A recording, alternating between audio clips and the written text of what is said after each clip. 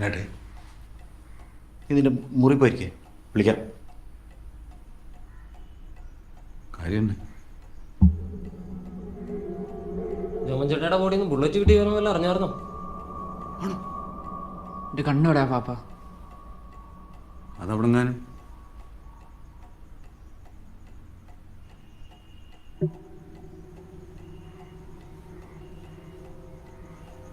നമ്മുടെ ആണെങ്കിൽ കണ്ണുണ്ടെന്ന് പോലീസറിഞ്ഞാൽ പ്രശ്നമാവൂലേ?